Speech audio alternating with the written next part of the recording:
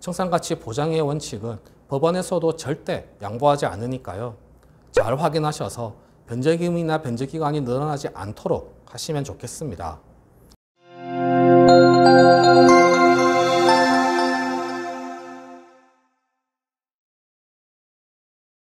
안녕하세요. 노태부 변호사입니다. 지난 영상에서 청산가치 보장의 원칙에 대해서 설명드렸는데요. 청산가치란 채무자가 보유하고 있는 재산이고, 청산가치 보장의 원칙은 변제기간 동안 변제하는 총 변제금이 청산가치보다는 높아야 한다는 원칙이라고 말씀드렸습니다. 청산가치가 높으면 개인회생 진행 자체가 불가능하거나 변제금이 늘어나고 변제기간이 길어질 수 있다고 말씀드렸습니다. 그러면 청산가치가 낮을수록 좋겠죠. 오늘은 회생백과 4-2 청산가치를 낮추는 방법에 대해서 말씀드리겠습니다. 이 내용은 개인회생 자격 조건에서 채무가 재산보다 많아야 한다는 내용과도 관련이 있습니다. 채무가 재산보다 많아야 개인회생이 가능한데요. 채무와 재산이 비슷한 분들의 경우 이 영상 잘 확인하시면 좋겠습니다. 첫 번째, 면제재산을 잘 확인하셔야 하겠습니다. 실무에서 가장 많이 문제가 되는 면제재산은 임차보증금입니다. 보증금은 임대차 계약이 끝나면 돌려받을 돈이기 때문에 재산으로 인정됩니다. 그런데 전액 인정되지는 않습니다.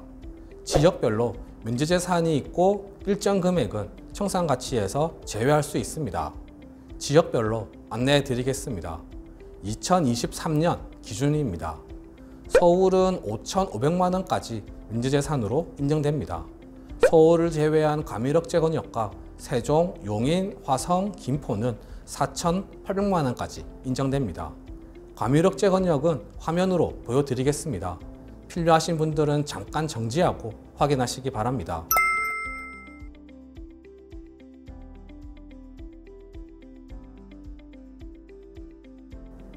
다음으로는 과밀억제권역이 아닌 광역시와 안산, 광주, 파주, 이천, 평택 2,800만 원, 그 밖의 지역은 2,500만 원입니다. 말씀드린 지역에 따라 면제재산으로 인정되는 금액이 다르다는 점 유의하시기 바랍니다. 보증금에서 해당 금액은 빼고 청산가치에 반영하면 됩니다.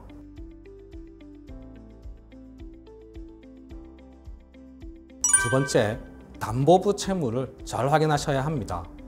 담보라는 건 채무를 갚지 못했을 때 이 재산으로 갚을게 라는 의미로 재산을 미리 제공하는 겁니다. 아파트, 집, 땅과 같은 부동산은 근저당이 설정됩니다. 자동차도 근저당이 설정될 수 있습니다.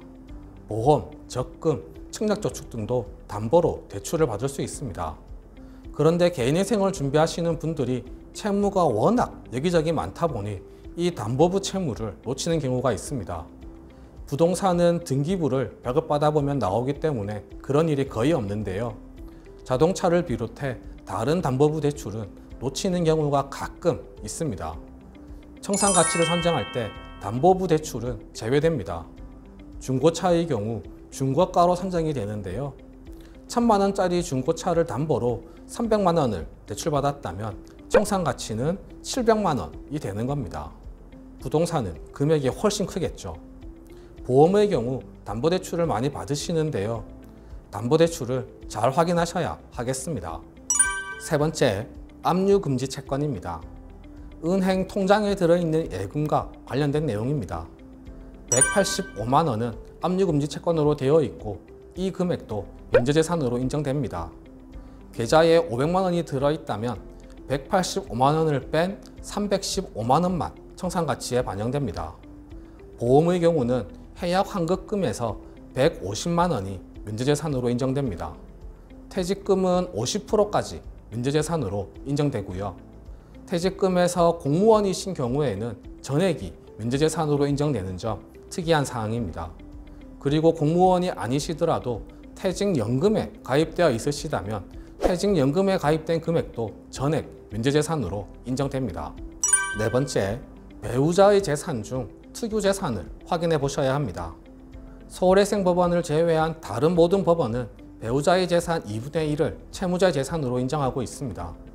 그런데 배우자의 재산이 특유재산으로 인정된다면 청산가치에 반영하지 않아도 됩니다. 배우자의 투기재산으로 인정된다는 것은 채무자의 기여가 전혀 없는 배우자 단독 재산으로 인정된다는 의미입니다.